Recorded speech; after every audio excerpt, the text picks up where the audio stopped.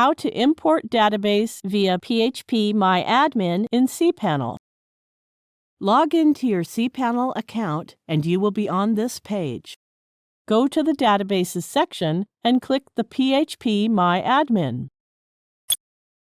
On the left side of this interface, click the database where you want to import the database file.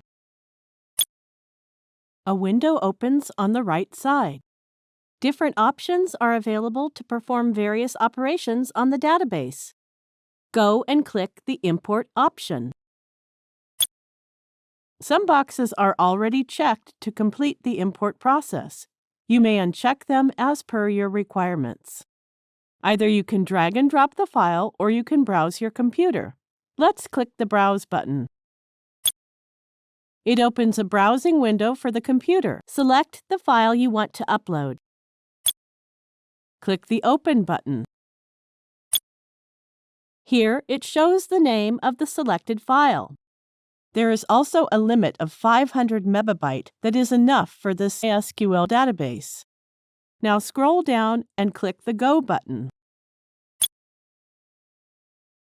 That's it. We have successfully imported the file into the database. Thank you for watching.